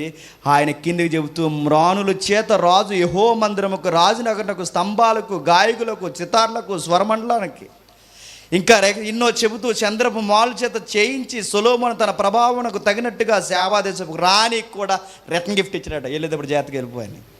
ఆ 14 వచనం చూడండి. ఏటేటా సొలొమోనుకున్న బంగారం 335 మణుగుల ఎత్తు, ఇదియుగాక గంధవర్గములు ఎక్సెట్రా అరాబియా రాజుల యొద్ద నుండి, దేశాధికారుల యొద్ద నుండి అతనికి చాలా వస్తుంది. అరబిక్ లేదా అరేబీ, అటు అరబిక్ నుంచి కానీ ఇటు అరేబీ నుంచి కానీ ఆ ఏరియాల నుంచి ఆయనకి బంగారం వచ్చిందట. ఇప్పుడు అడుగుతున్నాను, ఇప్పటికీ ట్రెండ్లో నెంబర్ 1 గోల్డ్ ఎక్కడ దొరుకుతాయి చెప్పండి? జోసాలికస్ బ్రదర్ కింద ఉండిపోయారు, లేదా అడుగుతున్నాను. ఇక్కడ వచ్చారు బ్రదర్, రాజమండ్రి జోసాలికస్. నెంబర్ 1 గోల్డ్ అని ఎక్కడ ఇది క్యారెక్టర్, నెంబర్ 1 క్యారెక్టర్కి వెళ్ళిన బంగారం ఎక్కడ చెప్పనా? గల్ఫ్ దేశాలు, అరేబియా దేశాలు. అంటే నెంబర్ 1 గోల్డ్ తెప్పించాడట. ఎక్కడికి? ఆయన కాళ్ళ కింద తీసుకుని తెప్పించాడట. గోల్డ్ తెప్పించాడు. అరేబియా రాజులందరూ తెచ్చారట. ఆ మాత్రమేనా, సొలొమోను సుత్తుతో కొట్టిన బంగారము అణుగులు గల 200 డాలు చేయించాను. డాలు ఒక్కొక్కటికి 600 తులములు ఎత్తు బంగారం ఉండి, మరియు సుత్తుతో కొట్టిన బంగారం అతను 300 కేడములు చేయించాను. కేడం ఒక్కొక్కటికి అని చెబుతూ బంగారు తూములు ఎత్తులు బంగారం ఉండిన వీటికి రాజు లెబనోను అరణ్యపు మందిరమందు చేయించును. మరియు రాజు దంతము చేత పెద్ద సింహాసనము చేయించును. దంతం, ఏ దంతం? ఏనుగు దంతాలు. ఆయన కూర్చున్న సింహాసనం ప్లాస్టిక్ శైలి కదట. ఆయన కూర్చున్న సింహాసనం ఏంటట? ఏనుగు దంతం. ఏనుగు దంతాలు తెప్పించి దంతాలతోనే సింహాసనాలు చేయించాడట. ఆ దంతాలతో చేయించిన ఆ సింహాసనానికి ఆయన సువర్ణము పొదిగించాడట. అంటే దంతంతో చేయడమే కాస్ట్లీ, పైగా దానికి మళ్ళీ ఏ లుక్ ఇచ్చాడట చూసా. అప్పుడు ఆ మధ్య స్టార్టింగ్ నాకు పెళ్ళైన కొత్తలో గిఫ్ట్గా శారీ కొందామని వెళ్ళాం. శారీ 70,000 అట. 70,000 ఏముందన్న? బంగారు దారాలు ఉన్నాయట. బంగారు దారాలు వస్తుంది కదా, మామూలు దారాలు చాలండి మాకు అన్నాను. బంగారు దారాలు వేసినందుకు 70,000 అట. ఇంకా అది స్టార్టింగ్ ప్రైజ్ అట. మరి ఇంకా 3 లక్షల శారీ ఉందట. ఇక్కడే ఉప్పాళ్ళలో 3 లక్షల శారీ, 4 లక్షల రూపాయల శారీ ఉందట. బంగారం తీగిలేస్తేనే 3 లక్షలు ఉంటే, సింహాసనానికే బంగారం ఎత్తే, మన పెళ్లి సైరే బంగారం ఎత్తే, మన పెళ్లి కూర్చున్న సైరే బంగారం అయితే, అప్పుడప్పుడు చాలామంది గొప్ప చెప్తారు గోల్డెన్ స్పూన్ అంటే. నీకు స్పూనే గోల్డేమో, ఆయనకి వాష్రూమ్లో టబ్ కూడా గోల్డే. ఎవరికి? ఆయన స్నానం చేసి ఆ బౌల్ ఉంటుంది చూసారా, ఆ డొక్కు కూడా గోల్డే. అన్నీ గోల్డే. Gold bye. ఆయన దగ్గర అన్నీ ఉన్నాయి. ఆయన దగ్గర పెట్టింది 1 కాదు 2 కాదు. ఇంకా చెప్తున్నాడు చూడండి. ఆయన గూర్చి చెప్తూ 19 ఈ సింహాసనకు 6 మెట్లు ఉండెను. సింహాసనం మీదగా బాగా ఎనుకు తట్టు గుండ్రముగా వాడని స్టిల్ అన్నీ అక్కడే. ఏ స్టిల్లు? ముఖ్యమంత్రి గారు కూర్చుంటే వెనకాల గుండ్రంగా కనబడుతుందిగా, అది గోల్డ్ కలర్, ఒరిజినల్ గోల్డ్ కాదు. నిజంగానే గోల్డ్ ఏం చేశాడట? ఎవరు? సొలొమోను గారు. సింహాసనం వెనకాల గోల్డ్ ఇమేజ్, రౌండ్ ఉండాలన్న ఇమేజ్ ఆ రోజుల్లోనే చేయించాడట. ఇవన్నీ చేయించాడు. ఇంకా ఏం చేయించాడు? ఇంటికి వెళ్తారు, చదవండి, టైం సరిపోదు. ఆ చెబుతూ తర్షీసు వాళ్ళ నుండి రాజునకు చాలా బంగారం వచ్చిందట. 23 వచనంలో ఈ ప్రకారం రాజు అయిన సొలొమోను ధనము చేతను జ్ఞానం చేతను భూపతులందరితో అధికుడై ఉండు. అతను హృదయమందు దేవుడు ఉంచిన జ్ఞాన వాక్కులు వినుటకు లోకులందరినీ అతను చూడకూడదు. ఏర్పాటైన ప్రతి మనిషి ఎండి వస్తువులు కానీ, బంగారు వస్తువులు కానీ, వస్తువే కానీ యుద్ధాయుధములు కానీ, గంధవర్గములు కానీ, గుర్రములు కానీ, కంచెరగాడిదలు కానీ ఎన్నండి మొత్తం రౌతులు, రథాలు ఎక్సెట్రా ఎక్సెట్రా తెచ్చి తెచ్చి తెచ్చి తెచ్చి తెచ్చి బంగారం అంతా డంప్ చేశారట. అలాగ డస్ట్బిన్లో డస్ట్ ఎలా వేస్తామో డంప్ చేస్తామో అలాగ డంపింగ్ యాడ్లు వేసినట్టు వేసినట్టు ఏంటి సార్ లోడు బంగారం వచ్చింది, లోడు బంగారం వచ్చిందంటే ఆ లోడ్ వెనకాల దింపించే అన్నాడట. లోడిటికి కాదు అది, ఆ లోడు అదే ఒక వాడ శాబాదేశపు రాణి పంపిస్తారు. అలాగే మనకి తర్షీసు వాళ్ళని చాలా పెద్ద వాళ్ళు అండి. ఈ కాకినాడ అంతటిని 3 వాళ్ళలో తీసుకోవచ్చు, అంత పెద్ద వాళ్ళు ఉంటాయి. అలాంటి తర్షీసు వాళ్ళలో ఇలా కొన్ని వాళ్ళు బంగారం తెచ్చేయండి అంటే బంగారం తెచ్చా ఆ వెనకాల పెరటి వెనకాల కాయలు ఉంటుంది, అందులో దించమని చెప్పండి అన్నాడు. పెరట్లో దించేది ఏంటది మొక్కలా బంగారం. ఇంత బంగారం తెచ్చి ఇంత పోగేసి ఎండంటారా?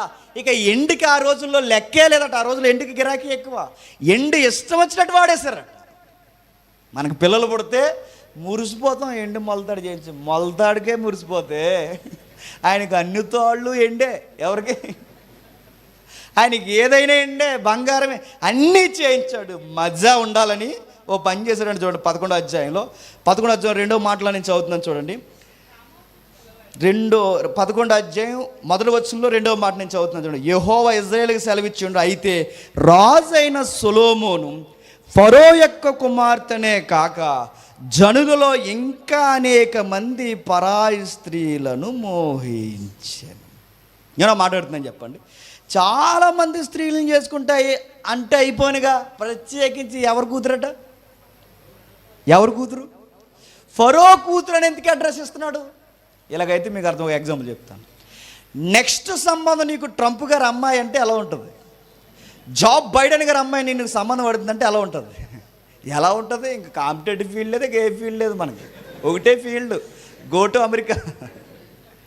మనల్ని అడిగాను, పంచాయతీ ప్రెసిడెంట్ గారు అమ్మాయి సంబంధం వస్తేనే ఆగం మనం, ఎమ్మెల్యే గారి చుట్టం సంబంధం అంటేనే ఆగం మనం.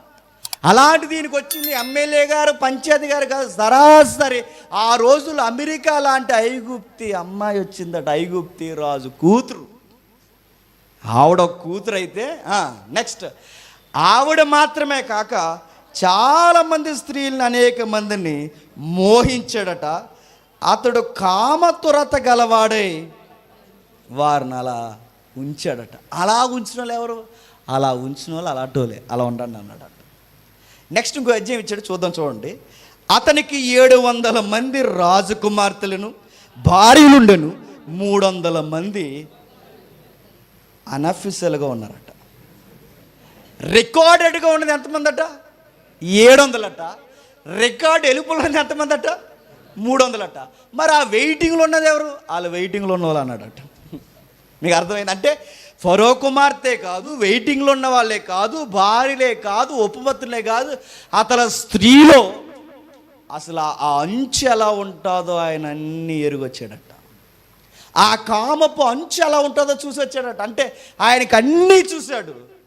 కానీ విచిత్రమైన మాట కొనసాగించారు అక్కడ. ఏమనంటే సొలొమోను వృద్ధుడైపోయాడు. నాకు భలే అనిపిస్తుంది అన్నమాట. ఆ సహోదరుడు చెప్తుంటే విచిత్రంగా అనిపిస్తుంది నాకు. నిజంగా చూడండి, 700 మంది భార్యలు ఉన్నారు, 300 మంది చెప్పండి చిన్నింట్లో ఉన్న వాళ్ళు ఉన్నారు, పెద్దింట్లో ఉన్న ఆవిడ ఉంది, వెయిటింగ్లో కొంతమంది ఉన్నారు. ఎంతమంది ఉంటే ఏం లేదంట ఆయనతో? వయసు లేదట. లేత వయసును చెప్పండి, నడిప్రాయమును చూస్తుండగానే. అంటే ఇప్పుడు బంగారం ఉంది, ఏనుగు దంతాల సింహాసనం ఉంది, ఎండు ఉంది, స్త్రీలు ఉన్నారు, గాయకులు ఉన్నారు, గాయకురాళ్ళు ఉన్నారు, పొలాలు ఉన్నాయి, ప్యాలెస్లు ఉన్నాయి, అన్నీ ఉన్నాయి. ఏమి లేదు చెప్పండి, వయసు లేదు.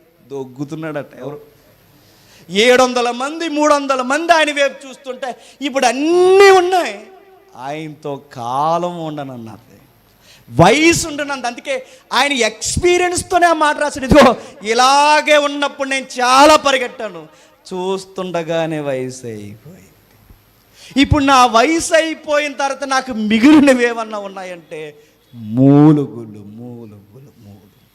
ఆ మూలుగుల్లో నుంచి మూలుగుతూ రాసిన గ్రంథమే చెప్పండి ప్రసంగి గ్రంథం. ఎక్స్పీరియన్స్తో చెప్తున్నాడు ఆయన.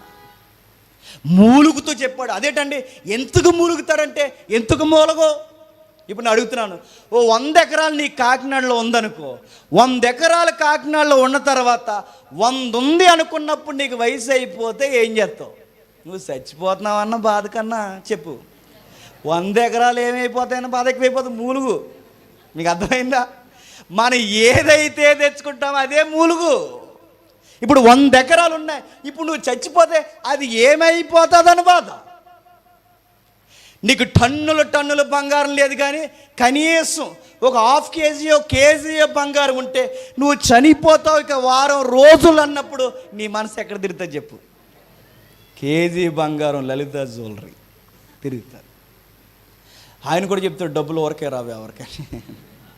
ఇప్పుడు అడుగుతున్నాను, ఆయనకి చాలా బంగారం ఉంది, ఆయనకి వయసు అయిపోతే, ఇప్పుడు నీకు వయసు అయిపోతే మనకి వయసు అంటే, ఇప్పుడు మనం సంపాదించిన తర్వాత వయసు అయిపోతే, మనం దాచుకున్న తర్వాత వయసు అయిపోతే, సరే ఎకరాలు లేవు, బంగారం లేదు, ఏమీ లేదు.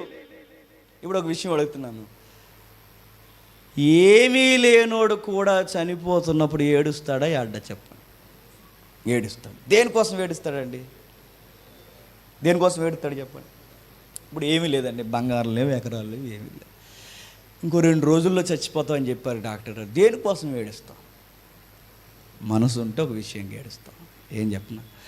నేను చనిపోతే నా భార్య పిల్లలు ఏమైపోతారా అని ఏడుస్తాం. నన్ను నమ్ముకుని వచ్చిన తర్వాత నా భార్య ఏమైపోతుంది, నన్ను నమ్ముకుని వచ్చిన తర్వాత నా పిల్లలు ఏమైపోతారు, నేను చనిపోతే నా పిల్లలకి ఎవరు అన్నం పెడతారు, నేను చనిపోతే నా భార్యకి ఎవరు అన్నం పెడతారు? ఏడుపు వచ్చే మాట చెప్పిన, ఒక ఆవిడ ఉంటేనే ఇంత బాధపడిపోతే చెప్పాలి. ఇప్పుడు ఒక ఆవిడ ఉంటేనే ఇంత బాధపడిపోతే ఇక్కడ ఫిగర్ ఎంత? 1000కి పైన. మరి వీళ్ళందరి కోసం ఆయనకి ఎంత దుఃఖం ఉంటుంది? మామూలు దుఃఖం కాదు. ఆ దుఃఖంలోనే రాశాడు గ్రంథం ఏమని, వ్యర్థము అని. ఈ లేత వయస్సు నడిప్రాయంగా తెచ్చిపోద్ది. ఇప్పుడు ఆయన చనిపోతే ఆ సింహాసనం, ఆ బంగారం, ఇప్పుడు నేను అడుగుతున్నాను, ఆ భార్యలందరూ ఏమైపోతారు? అంటే ఏది శాశ్వత కాలం ఉండదు. ఉండేది ఏదైనా ఉందంటే నువ్వు చచ్చాక నీ కూడా వచ్చేది నువ్వు చేసిన పనులు కూడా వస్తాయట. అదే చెప్తున్నాడు సొలొమోను గారు. ఇప్పుడు చదవండి, ఇందా చదివిన వచ్చిన ముగించుకుందాం. ఇప్పుడు చదవండి ప్రసంగి గ్రంథం 11వ అధ్యాయం 9వ వచనం నుండి. యవ్వనుడా, నీ యవ్వనమందు సంతోషపడుము,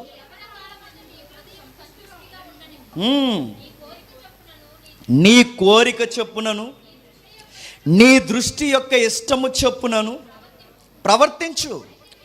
అయితే వీటన్నిటిని బట్టి దేవుడు నిన్ను తీర్పులోనికి తెచ్చినని జ్ఞాపకముంచుకొని, వీటన్నిటిని బట్టి దేవుడు నిన్ను జ్ఞాపకముంచుకొని. అంటే నువ్వు చేసినవన్నీ ఒక రోజు అడుగుతాడు. నీకు మంచి లేత వయసు ఇచ్చాను, ఏం చేస్తావు? పోజులు కొడుతూ తిరిగాను ప్రభువా అంటే ఆ టైమింగ్ అంతా అడుగుతాడట. నీకు చదువుకునే వయసులో ఏం చేస్తావు? నీ ఉద్యోగం సంపాదించే వయసులో ఏం చేస్తావు? నీ నడి వయసు సంసారంలో ఏం చేస్తావు? నీ సత్తువుని ఏం చేస్తావు? నీ తెలివితేటలు ఏం చేస్తావు? నువ్వేం చేస్తావు అని అడిగితే మా దగ్గర ఏమంటా చెప్పండి సమాధానం? తినేసి పడుకున్నాను ప్రభు అంటే ఊరుకుంటాడు అనుకుంటున్నావా? తినేసి మత్తులో తిరిగానంటే ఊరుకుంటాడు అనుకుంటున్నావా?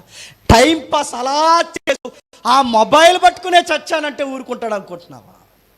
ఆ ఫేస్బుక్తోనే, ఆ వాట్సాప్లతోనే, ఆ యూట్యూబ్లతోనే నా టైం అంతా గడిపాను ప్రభా, ఈ లేత వయస్సు నడిప్రాయం చూస్తుండగానే అయిపోద్ది అన్నప్పుడు అసలు ఆ టైం విలువ తెలియలేదు ప్రభు అంటే ఊరుకుంటాడా? లెక్క అడుగుతాడు ఆయన. కాలం ఇచ్చి, కాలంలో నిన్ను ఇరికించి, ఆ ఇరికించిన కాలంలో నిన్ను నిలబెట్టి నీకు ప్రతి విషయాన్ని దగ్గరుండి జరిగించి ఏం చేసావు అంటే ఏమీ చేయలేదని వయసు అయిపోయాక మూలుగుతూ కూర్చున్నప్పుడు అనుకుంటాం, ఆ రోజు ఎందుకు చదువుకోలేదా అని. ఆ రోజు మూలుగుతూ అంటావు, ఆ రోజు ఎందుకు నా సంసారంలో నేను ఎందుకు చక్కబెట్టుకోలేకపోయానా అని.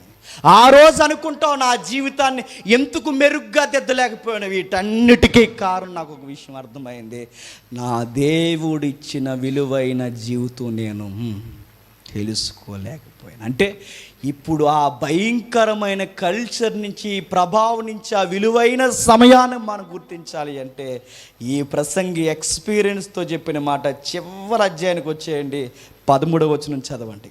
చివరి అధ్యాయం 13. ఇదంతయు వినిన తర్వాత తేలిన ఫలితార్థం ఇదే: దేవుని యందుల భయభక్తులు కలిగి ఉండి ఆయన కట్టడలను అనుసరించి నడుచుచుండవలను. మానవ కోటికి, యంగ్స్టర్స్కే కాదు, ఎవ్రీవన్, ప్రతి ఒక్కరికి, అది స్త్రీ అయినా పురుషుడైనా, హ్యూమన్ బీయింగ్ అని పిలువబడిన ప్రతి ఒక్క వ్యక్తికి, మానవ కోటికి ఇదే విధి. ఆయన గూఢమైన ప్రతి అంశమును గూర్చి దేవుడు విమర్శ చేయనప్పుడు ఆయన ప్రతి క్రియను, అది మంచిదే కానీ చెడ్డదే కానీ, ఆయన కౌన్సిల్లోకి తెచ్చి నిన్ను దులిపేస్తాడు. అటు గుర్తెట్టుకో. అందుకే జాగ్రత్త నీ ఫీలింగ్స్తో అన్నాడు. బయట పనికిమాలోళ్ళు చెప్తారు, ఆ సినిమా వాళ్ళు, ఆ బయట వాళ్ళు చెప్తారు పనికిమాలిన స్లోగన్స్, నచ్చింది చేయి, నచ్చినట్టు తిరుగు, వాళ్ళు అంటారు. వాళ్ళ దగ్గర ఎగబడ్డారు, వాళ్ళకి కోట్ల రూపాయలు ఉన్నాయి, వాళ్ళు ఎన్నన్నా మాట్లాడతారు. వాళ్ళు సొక్కా మార్చినంత ఈజీగా వాళ్ళు చాలా మారుస్తారు. వాళ్ళు మనకు రైట్ మోడల్ కాదు. మనకి సొలొమోను కూడా రైట్ మోడల్ కాదు. ఎందుకంటే సొలొమోను గారి జీవితంలో కూడా గాయాలు ఉన్నాయి. సొలొమోను గారు కూడా రైట్ మోడల్ కాదు. మరి మనకు ఎవరు రైట్ మోడల్? మనకు ఒకే ఒక్క రైట్ మోడల్ ఉన్నాడు, అది క్రొత్త నిబంధనలు ఉన్నాడు. ఆయన అన్నాడు, ఇదిగో మీ మధ్య సొలొమోను కన్నా గొప్పోడు ఉన్నాడు అన్నాడు. ఎక్కడన్నాడు? లూకాసు వార్త 11వ అధ్యాయం ముగించుకుందాం. లూకాసు వార్త 11వ అధ్యాయం 31వ వచనం. లూకాసు వార్త 11వ అధ్యాయం 31వ వచనం. దక్షిణ దేశపు రాణి విమర్శ కాలమున ఈ తరము వారితో కూడా లేచి వారి మీద నేరస్థాపన చేయును. ఆమె సొలొమోను జ్ఞానం వినుటకు భూమి అంతముల నుండి వచ్చును. ఇదిగో సొలొమోను కంటే గొప్పవాడెక్కడున్నాడు? ఆ గొప్పవాడే ప్రభువైన యేసుక్రీస్తు. ఆ ప్రభువైన యేసుక్రీస్తులో మీరు చూడండి, జీవిత సత్యాలు దొరుకుతాయి. ఆ ప్రభువైన యేసుక్రీస్తు వారిని చూడండి, జీవితంలో కాలాన్ని ఎలా ఉపయోగించుకోవాలని నేర్పిస్తాడు. ఈ ప్రపంచంలో అన్నీ ఉండి, అన్ని తత్వాలు ఉండి, దైవత్వం ఉండి, అన్ని తత్వాల్లో అందరికన్నా ఈ బైబిల్ కాలంలో తక్కువ కాలం క్రొత్త నిబంధనలో బతికిన వ్యక్తి, ఆ తక్కువ కాలాన్ని అర్థవంతంగా ఉపయోగించుకున్న వ్యక్తి ఒకే ఒక్కరు చెప్పండి, ప్రభువైన యేసుక్రీస్తు. 33.5 సంవత్సరాలు అండి. అంటే 33.5 సంవత్సరాలు అంటే మన ఏజ్ అయింది. ఇప్పుడు మనకి ఎలా అయితే 33, 34 ఉన్నాయి, ఈ 33, 34 సంవత్సరాల వయసుని అర్థవంతంగా వాడుకున్నాడంట. ఆయన ఒక డెమో చూపించాడు. లస్ట్ని ఎలా కంట్రోల్ చేయాలో చూపించాడు, మంచిని ఎలా పలకాలో చూపించాడు, హృదయాన్ని ఎలా కంట్రోల్ చేయాలో నేర్పించాడు, కళ్ళుని ఎలా అదుపు చేయాలో చెప్పాడు. ఇవన్నీ చేయాలంటే ఎలా ప్రభు అని అడిగితే ఆయన ఒక సూత్రం, ఒక లాజిక్ చెప్పాడు. నీ పూర్ణ హృదయంతో, నీ పూర్ణ ఆత్మతో నిన్ను పుట్టించిన దేవుణ్ణి ప్రేమించి, అంటే నీ హార్ట్ని ఆయనతో కనెక్ట్ చేయి అన్నాడు. అందుకే ఈ యూత్ మీటింగ్లో పెట్టి ఏం చెప్తారయ్యా అంటే ఉద్యోగాల కోసం చెప్పరు. ఈ యూత్ మీటింగ్లు పెట్టి ఏం చెప్తారంటే ఏ విషయాలు చెప్పరు. ఈ యూత్ మీటింగ్ పెట్టి నేను పుట్టించిన దేవుడి కోసం చెప్తారు. ఆ పుట్టించిన దేవుడి కోసం చెబితే, ఆయనతో నువ్వు కనెక్ట్ అయితే నీ లైఫ్ పర్పస్ ఏంటి నీకు అర్థమవుతుంది. నీ టైం ఎలా ఉపయోగించాలో నీకు తెలుస్తుంది. నీ జీవితాన్ని ఎలా అర్థవంతంగా వాడుకోవాలో తెలుస్తుంది. అలా వాడుకున్నారు బైబిల్ భక్తులు. అందులో ఒక వ్యక్తి ఉన్నాడు, ఇందాక తమ్ముడు మాట్లాడుతున్న వ్యక్తుల పరంపర వరుసలో చూస్తుండగానే కొవ్వొత్తు కరిగిపోయినట్టు కరిగిపోయాడు యంగ్స్టార్ యోహాన్. ఆ కొవ్వొత్తు కరిగిపోతున్నట్టు కరిగిపోయి ఎవరి కోసం కరిగిపోతున్నావు? అదిగో ఆ మెస్సయ్య వెలుగును చూపించడానికి నా ఆశను, నా సత్తువును, నా దేహాన్ని, నా కళ్ళని, నా హృదయాన్ని ఆయన కొరకు వెలిగిస్తున్నానని కరిగిపోయారు. పౌలు కరిగిపోయాడు. ఆ కరిగిపోతున్న పౌలు తిమోతితో అంటాడు, యవ్వనుడానికి ఒక సీక్రెట్ చెప్తున్నాను, ఏ కాలములో ఏది మిగులు ఉండదు, కానీ మిగులుండేది ఒకే ఒక్కటి ఏదన్నా ఉంది అంటే ప్రభునందు ప్రయాసపడు, అదే మిగులుతుంది అన్నాడు. సొలొమోను గ్రంథం అంతట్లో మనకు అనిపించేది తెలుసా? వ్యర్థం వ్యర్థం వ్యర్థం. కానీ పౌలు పత్రికలో కనిపించేదాడు చెప్పిన వ్యర్థము కానీ అర్థవంతమైనది ఒకటి ఉంది, అదే ప్రభువునందు పడిన ప్రయాస. ఆ ప్రయాసని తిమోతితో చెప్తున్నాడు. తిమోతికి నాయన వయసు వచ్చింది ఎలా చదువుకోరా, వయసు వచ్చింది ఎలా పెళ్లి చేసుకోరా, ఇవన్నీ బడ్జెట్ లెక్కలు చెప్పట్లేదు ఆయన వయసులో ఉన్నావు జాగ్రత్తగా దేవుని కొరకు పరిగెట్టన్నాడు. మాటలు యందు, చదువుట యందు, కార్యము యందు, బోధ యందు, ప్రవర్తన యందు, ప్రేమించుట యందు, పెద్దలను గౌరవించుట యందు నీ విజన్ మర్చిపోకు. దేవుడు నీకు ఇచ్చిన వరాన్ని రేపు అన్నాడు. రేపడం అంటే దాన్ని డెవలప్ చేయి. నీకు బాగా చదివే టాలెంట్ ఉందా, బాగా చదువు. నీకు మంచిగా ఉద్యోగం కొట్టగలిగిన ఒక నమ్మకం ఉందా, కొట్టు. ఆ దేవుని కొరకు కొట్టేసి నమ్మకంగా ఉండు. నువ్వు చదువుతున్నావా, ప్రభు కొరకు చదువు. ఎవడబ్బా ఈ అబ్బాయి ఎలా చదువుతుంటే ఆ వెనకాల రావాల్సిన ఒకే ఒక్క ఆన్సర్, వాడే క్రిస్టియన్ అండి, అందుకే అలా చదువుతాడని చెప్పుకోవాలి. ఎవరైనా ఇంత చక్కగా, అందరూ రకరకాలుగా చెడిపోతారు. ఈ బిడ్డలో హాస్టల్ రూమ్లో ఎంత ఫ్రీడమ్ ఉన్న దగ్గర ఎవరు అడగకపోయినా హాస్టల్ రూమ్లో ఎంత జాగ్రత్తగా ఎలా ఉండగలుగుతున్నారంటే వాళ్ళు ఉంటారండి. ఎందుకంటే వాళ్ళ క్రిస్టియన్స్, వాళ్ళు ఉంటారు. అలా చెప్పాలి మన గురించి. నువ్వెక్కడున్నా నిన్ను రేపాలి, ఎక్కడున్నా అలా ఉన్నా. అలాగే రగిలిపోయారు. ఆ పాట చూడండి, అలాగే రగిలిపోయారు.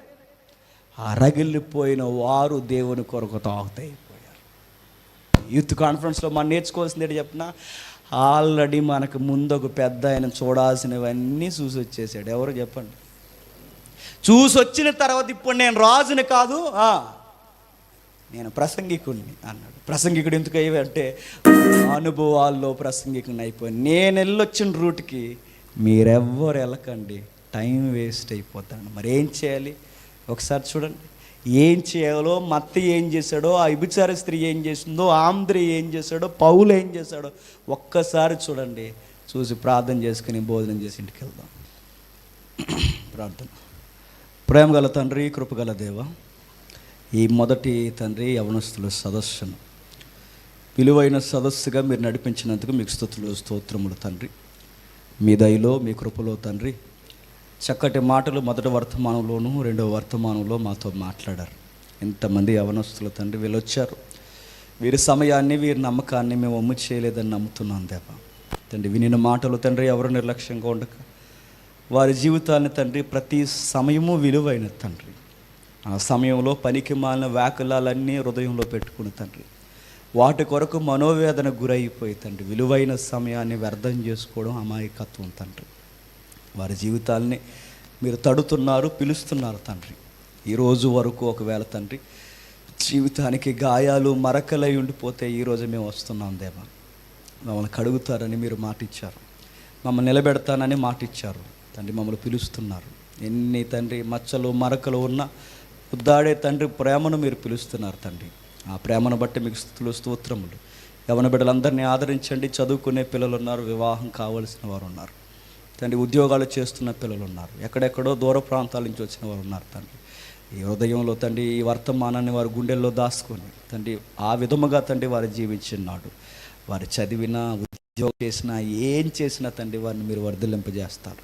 సమాజానికి తండ్రి, ఈ ప్రభుత్వాలకి, ఈ దేశానికి గర్వకారణమైన బిడ్డలుగా మీరు నిలబెడతారు తండ్రి. మొదటి రోజు లేదా తండ్రి ఈ నెలలో తండ్రి ఈ మొదటి సభను, ఈ యవనస్తుల సదస్సును ఎంత ఉన్నతంగా జరిగించినందుకు మీకే మహిమ ఆరోపిస్తూ ఇంకా అలా తండ్రి పదే తండ్రి ప్రతి నెలలో అనేకమైన సదస్సులు మేము జరిగిస్తూ అనేక మంది యవనస్తులను కట్టడానికి తండ్రి మాతో, మా అందరితో మీరు ఉంటారని కోరుతూ అన్ని సమయాలను, అన్ని పరిస్థితులను అందరినీ మీకు అప్పగిస్తూ క్రీస్తున్నామని ప్రార్థన సమర్పిస్తున్నాం తండ్రి. మన తండ్రి అయిన దేవుని ప్రేమయు, కుమారుడైన యేసుక్రీస్తు వారి యొక్క కృపయు, పరిశుద్ధాత్మ దేవుని యొక్క అన్యోన్య సహవాసం ఇప్పుడు ఎల్లప్పుడు మన అందరికీ తోడేండి నడిపించిన గాక. ఆమె